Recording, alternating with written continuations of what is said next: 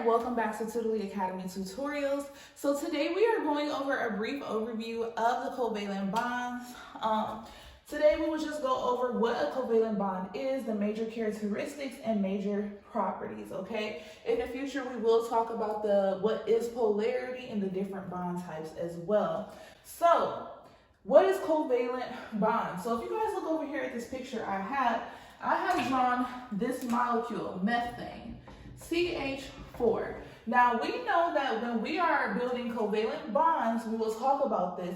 In the Lewis dot structures, we pay attention to the number of valence electrons each atom has in its outer, or the number of electrons, valence electrons, that each has in its outermost shell. So carbon has 4, and each hydrogen will have 1 times 4, which gives 4. So if you guys look here in the blue, these are all the valence electrons for carbon. For hydrogen, they each only have 1. So as you guys can see, for every single bond we have here, every carbon is giving 1, and every hydrogen is giving 1. So this leads me to this explanation of covalent bonds. There is equal sharing of electrons between atoms. Remember when we looked at ionic bonds, that was not the case.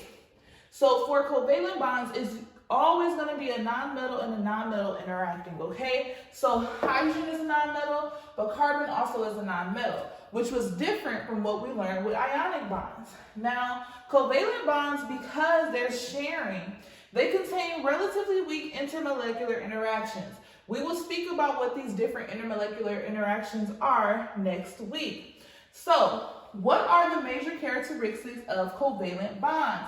First of all, they have low melting and boiling points. So they have lower melting and boiling points than ionic bonds. And the reason why that is because ionic bonds only have high melting and high boiling points because of the electrostatic attraction that it experiences greatly.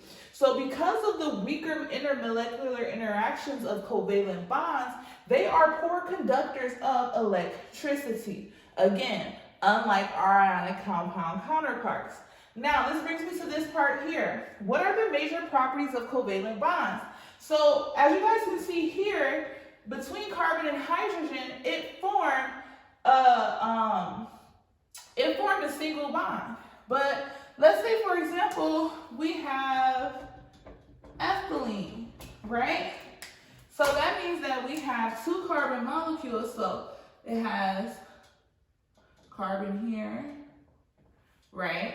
And then we have, let me put it like this.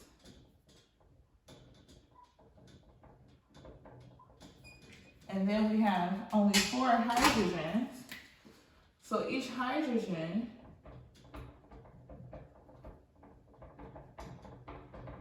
but what do you guys notice? We only have 3 of the valence electrons of carbon. So we still have another set of valence electrons that we can add. So that will lead to a double bond. So what I'm showing here is that covalent bonds, in order to reach the octet rule, or to satisfy the octet rule, it can form single, double, and triple bonds. So as we saw with CH4, it formed single bonds. But as we saw with ethylene, C2H4, it formed double bonds, okay? So your next question may be bond order. What is bond order? It is the number of bonds between 2 atoms. It's based off the number of electrons shared between 2 atoms as well. So here between these 2 atoms, carbon and hydrogen, we only have 2 electrons.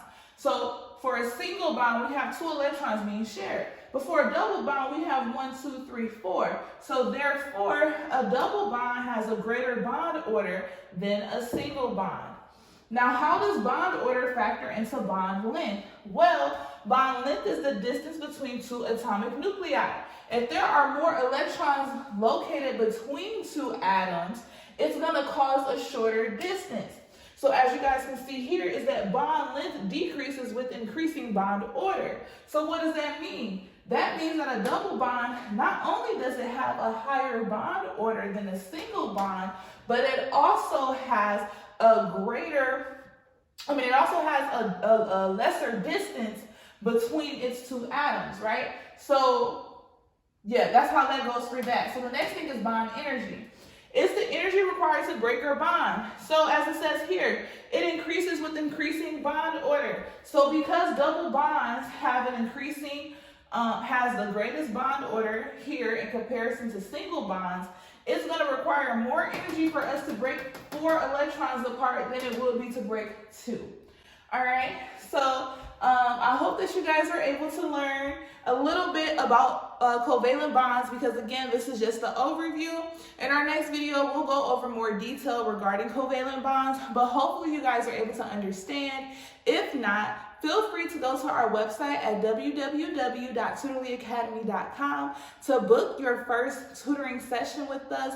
You will receive 20% off your first tutoring session.